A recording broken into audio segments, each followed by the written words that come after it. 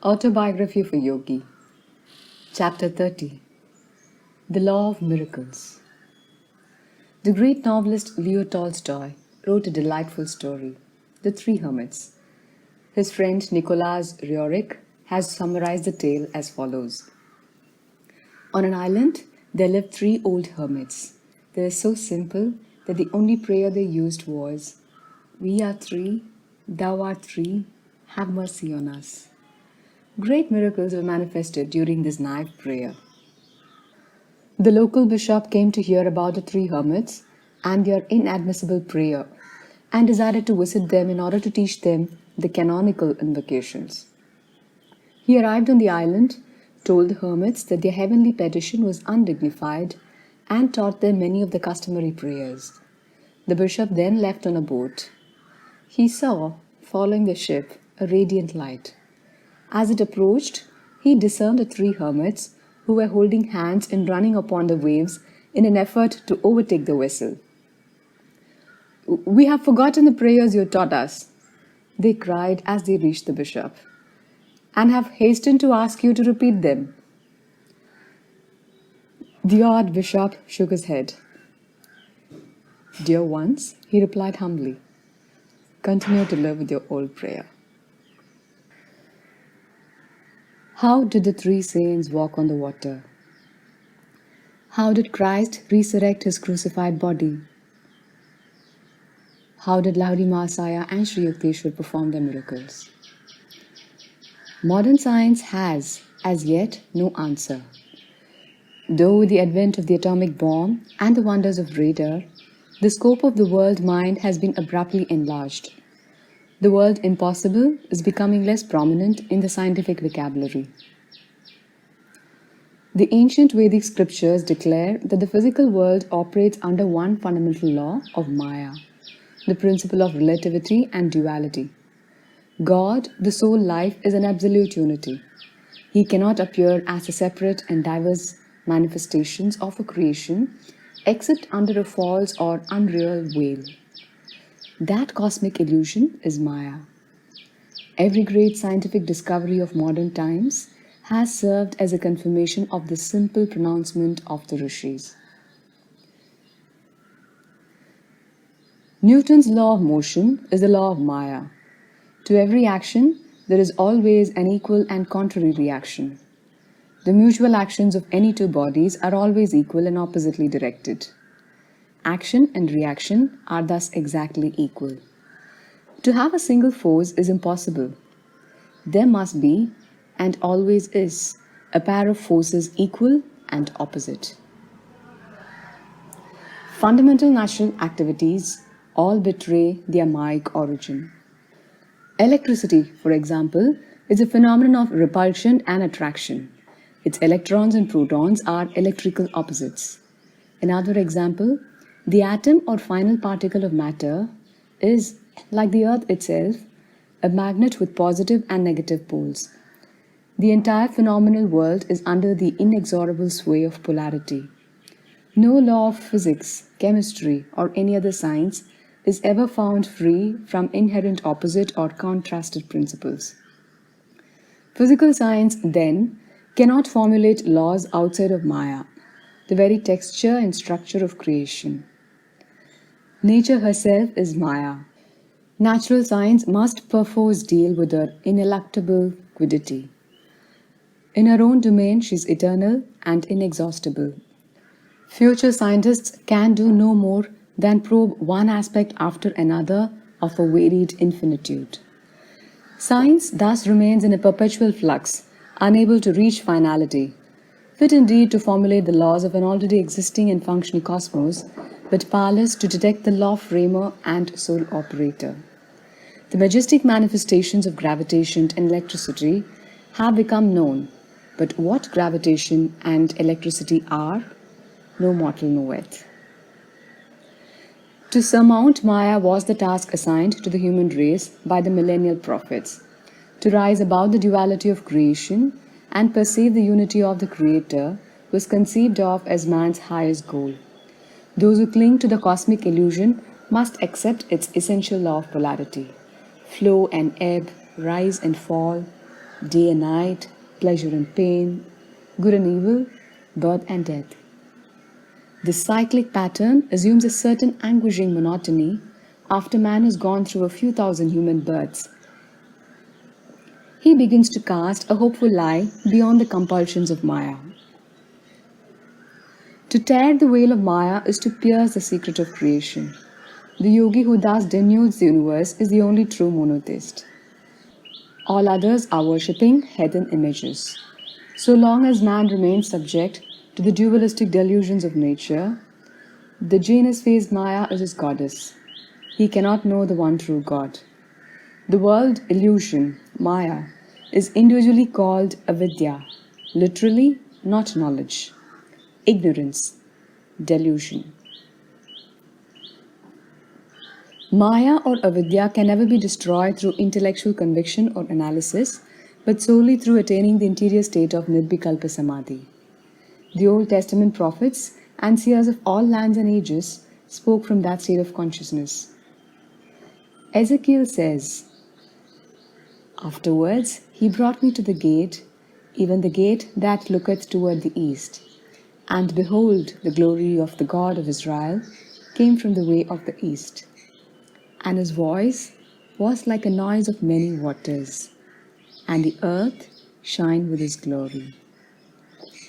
Through the divine eye in the forehead, east, the yogi sails his consciousness into omnipresence, hearing the word or Om, divine sound of many waters or vibrations, which is the sole reality of creation.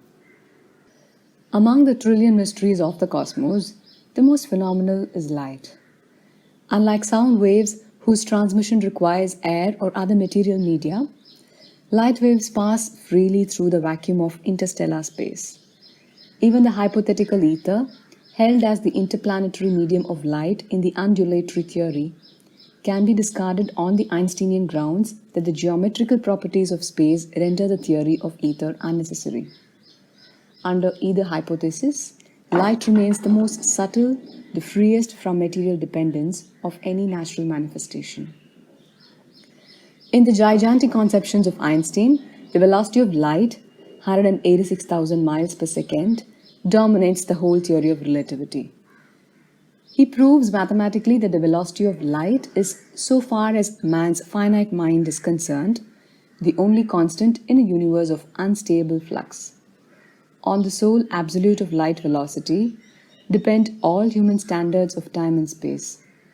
Not abstractly eternal as hitherto considered, time and space are relative and finite factors, deriving their measurement validity only in reference to the yardstick of light velocity. In joining space as a dimensional relativity, time has surrendered age-old claims to a changeless value. Time is now stripped to its rightful nature, a simple essence of ambiguity. With a few equational strokes of his pen, Einstein has banished from the cosmos every fixed reality except that of light. In a later development, his unified field theory, the great physicist embodies in one mathematical formula the laws of gravitation and of electromagnetism. Reducing the cosmical structure to variations on a single law, Einstein reaches across the ages to the rishis who proclaimed a sole texture of creation, that of a protean Maya. On the epochal theory of relativity have arisen the mathematical possibilities of exploring the ultimate atom. Great scientists are now boldly asserting not only that the atom is energy rather than matter, but that atomic energy is essentially mind stuff. The frank realization that physical science is concerned with a world of shadows is one of the most significant advances. Sir Arthur Stanley Eddington writes in The Nature of the Physical World. In a world of physics, we watch a shadowgraph performance of the drama of familiar life. The shadow of my elbow rests on the shadow table as the shadow ink flows over the shadow paper. It is all symbolic, and as a symbol the physicist leaves it. Then comes the alchemist mind who transmutes the symbols. To put the conclusion crudely, the stuff of the world is mind stuff. The realistic matter and fields of force of former physical theory are altogether irrelevant, except insofar as the mind stuff has itself spun these imaginings. The external world has thus become a world of shadows. In removing our illusions, we have removed the substance, for indeed we have seen that substance is one of the greatest of our illusions. With the recent discovery of the electron microscope came definite proof of the light, essence of atoms, and of the inescapable duality of nature. The New York Times gave the following report of a 1937 demonstration of the electron microscope before a meeting of the American Association for the Advancement of Science. The crystalline structure of tungsten, hitherto known only indirectly by means of X-rays, stood outlined boldly on a fluorescent screen, showing 9 atoms in their correct positions in the space lattice, a cube, with 1 atom in each corner and 1 in the center. The atoms in the crystal lattice of the tungsten appeared on the fluorescent screen as points of light, arranged in geometric pattern. Against this crystal cube of light, the bombarding molecules of air could be observed as dancing points of light, similar to points of sunlight shimmering on moving waters. The principle of the electron microscope was first discovered in 1927 by D.R.S. Clinton J. Davison and Lester H. Germer of the Bell Telephone Laboratories, the New York City, who found that the electron had a dual personality partaking of the characteristics of both a particle and a wave. The wave quality gave the electron the characteristic of light, and as such was begun to devise means for focusing electrons in a manner similar to the focusing of light by means of a lens. For his discovery, the Jekyll-Hyde quality of the electron, which corroborated the prediction made in 1924 by de Broglie, French Nobel Prize winning physicist, and showed that the entire realm of physical nature had a dual personality. Dr. Davison also received the Nobel Prize in Physics. The stream of knowledge, Sir James Jeans, writes in The Mysterious Universe, is heading toward a non-mechanical reality. The universe begins to look more like a great thought than like a great machine. 20th century science is thus sounding like a page from the hoary Vedas. From science, then, if it must be so, let man learn the philosophic truth that there is no material universe. Its warp and woof is Maya, illusion. Its mirages of reality all break down under analysis. As one by one the reassuring props of a physical cosmos crash beneath him, man dimly perceives his idolatrous reliance, his past transgression of the divine command. Thou shalt have no other gods before me. In his famous equation outlining the equivalence of mass and energy, Einstein proved that the energy in any particle of matter is equal to its mass or weight multiplied by the square of the velocity of light. The release of the atomic energies is brought about through the annihilation of the material particles. The death of matter has been the birth of an atomic age. Light velocity is a mathematical standard or constant, not because there is an absolute value in 186,000 miles a second, but because no material body whose mass increases with its velocity can ever attain the velocity of light.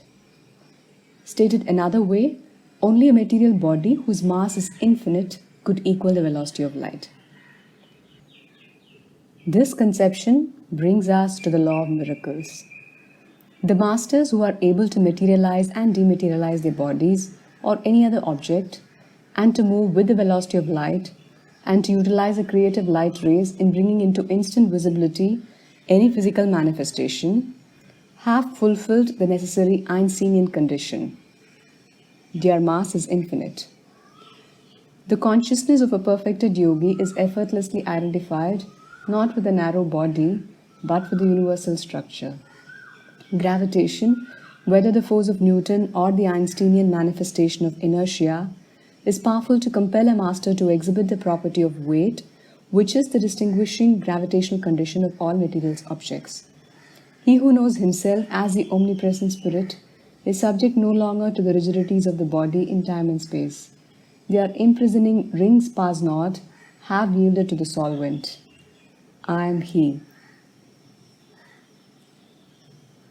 Fiat lux, and there was light. God's first command to his ordered creation brought into being the only atomic reality, light. On the beams of this immaterial medium occur all divine manifestations. Devotees of every age testify to the appearance of God as flame and light. The King of Kings and Lord of Lords, who only hath immortality, dwelling in the light which no man can approach unto. A yogi who through perfect meditation has merged his consciousness with the Creator perceives the cosmical essence as light. To him there is no difference between the light rays composing water and the light rays composing land. Free from matter consciousness, free from the three dimensions of space and the fourth dimension of time, a master transfers his body of light with equal ease over the light rays of earth, water, fire, or air. Long concentration on the liberating spiritual eye has enabled the yogi to destroy all delusions concerning matter and its gravitational weight.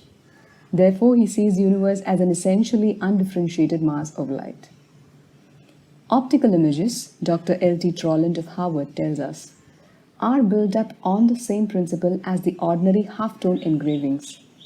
That is, they are made up of minute dottings or stripplings far too small to be detected by the eye. The sensitiveness of the retina is so great that a visual sensation can be produced by relatively few quanta of the right kind of light.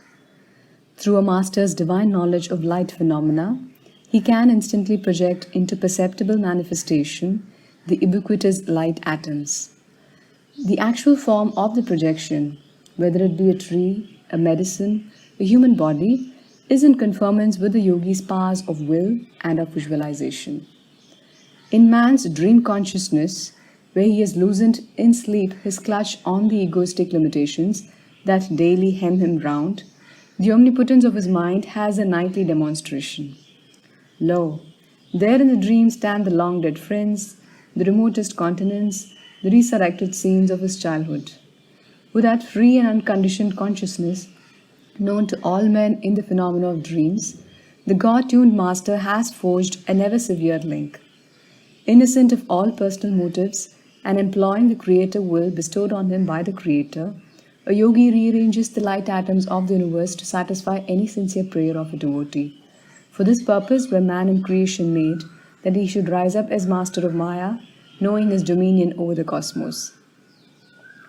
And God said, "Let us make man in our image, after our likeness, and let them have dominion over the fish of the sea, and over the fowl of the air, and over the cattle, and over all the earth, and over every creeping thing that creepeth upon the earth." In 1915, shortly after I had entered the Swami order, I witnessed a vision of violent contrasts. In it, the relativity of human consciousness was vividly established. I clearly perceived the unity of the eternal light behind the painful dualities of Maya. The vision descended on me as I sat one morning in my little attic room in Father's Gurpa Road home. For months, World War I had been raging in Europe. I reflected sadly on the vast toll of death. As I closed my eyes in meditation, my consciousness was suddenly transferred to the body of a captain in command of a battleship. The thunder of guns split the air as shots were exchanged between shore batteries and the ship's cannons. A huge shell hit the powder magazine and tore my ship asunder. I jumped into the water, together with a few soldiers who had survived the explosion. Heart-pounding, I reached the shore safely, but alas, a stray bullet ended its furious flight in my chest. I fell groaning to the ground. My whole body was paralyzed. Yet, I was aware of possessing it as one is conscious of a leg gone to sleep. At last, the mysterious footstep of death has caught up with me, I thought. With a final sigh, I was about to sink into consciousness when, lo, I found myself seated in the lotus posture in my Gurpa Road home. Hysterical tears poured forth as I joyfully stroked and pinched my regained possession. A body free from any bullet hole in the breast. I rocked to and fro, inhaling and exhaling to assure myself that I was alive. Amidst these self-congratulations, again I found my consciousness transferred to the captain's dead body, by the gory shore. Utter confusion of mind came upon me. Lord, I prayed, am I dead or alive? A dazzling play of light filled the whole horizon. A soft rumbling vibration formed itself into words. What has life or death to do with light? In the image of my light, I have made you. The relativities of life and death belong to the cosmic dream. Behold your dreamless being. Awake, my child, awake. As steps in man's awakening, the Lord inspires scientists to discover at the right time and place the secrets of its creation. Many modern discoveries help man to apprehend the cosmos as a varied expression of one power, light guided by divine intelligence. The wonders of the motion picture, of radio, of television, of radar, of the photoelectric cell, the all-seeing electric eye, of atomic energies, are all based on the electromagnetic phenomenon of light. The motion picture art can portray any miracle. From the impressive visual standpoint, no marvel is barred to trick photography. A man's transparent astral body can be seen rising from his gross physical form. He can walk on the water, resurrect the dead, reverse the natural sequence of developments, and play havoc with time and space. Assembling the light images as he pleases, the photographer achieves optical wonders which a true master produces with actual light rays. The lifelike images of the motion picture illustrate many truths concerning creation. The cosmic director has written his own plays and assembled the tremendous casts for the pageant of centuries. From the dark booth of eternity, he pours his creative beam through the films of successive ages, and the pictures are thrown on the screen of space. Just as the motion picture images appear to be real, but are only combinations of light and shade, so is universal variety a deluge of seeming. The planetary spheres, with their countless forms of life, are not but figures in a cosmic motion picture, temporarily true to five sense perceptions, as the scenes are cast on the screen of man's consciousness by the infinite creative beam. A cinema audience can look up and see that all screen images are appearing through the instrumentality of one imageless beam of light. The colorless universal drama is similarly issuing from the single white light of a cosmic source. With inconceivable ingenuity, God is staging an entertainment for his human children, making them actors as well as audience in his planetary theater. One day, I entered a motion picture house to view a newsreel of the European battlefields. World War I was still being waged in the West.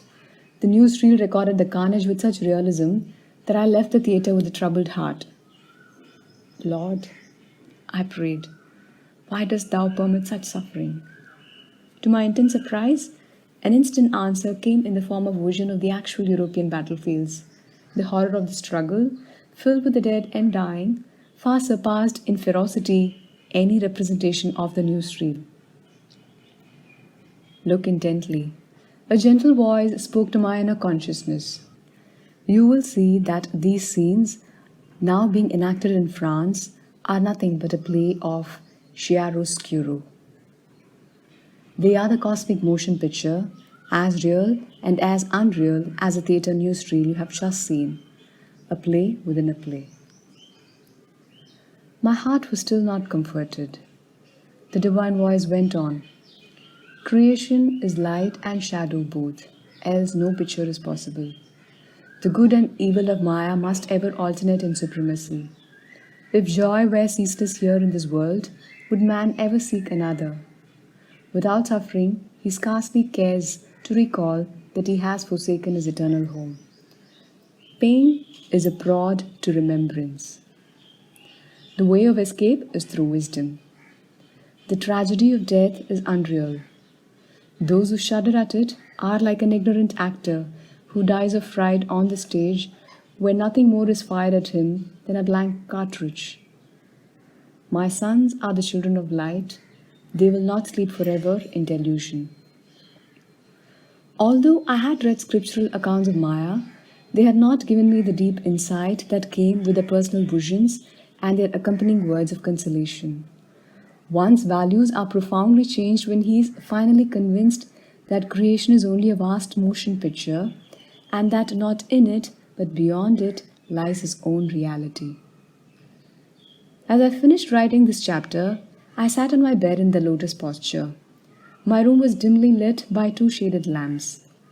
Lifting my gaze, I noticed that the ceiling was dotted with small mustard-colored lights, scintillating and quivering with a radium-like luster. Myriads of penciled rays, like sheets of rain, gathered into a transparent shaft and poured silently upon me. At once, my physical body lost its grossness and became metamorphosed into astral texture. I felt a floating sensation as, barely touching the bed, the weightless body shifted slightly and alternately to left and right. I looked around the room. The furniture and the walls were as usual, but the little mass of light had so multiplied that the ceiling was invisible. I was wonderstruck. This is the cosmic motion picture mechanism. A voice spoke as though from within the light. Shedding its beam on the white screen of your bedsheets, it is producing the picture of your body. Behold, your form is nothing but light. I gazed at my arms and moved them back and forth, yet could not feel their weight. An ecstatic joy overwhelmed me. This cosmic stem of light, blossoming as my body, seemed a divine replica of the light beams streaming out of the projection booth in a cinema house and manifesting as pictures on the screen. For a long time, I experienced this motion picture of my body in the dimly lighted theater of my own bedroom.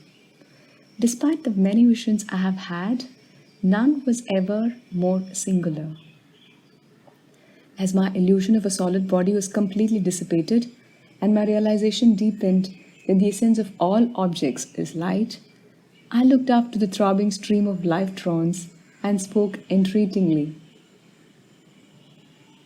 Divine light, please withdraw this, my humble bodily picture, into thyself, even as Elijah was drawn up to heaven by a flame. This prayer was evidently startling. The beam disappeared. My body resumed its normal weight and sank on the bed. The swarm of dazzling ceiling lights flickered and vanished. My time to leave this earth had apparently not arrived. Besides, I thought philosophically, the prophet Elijah might well be displeased at my presumption.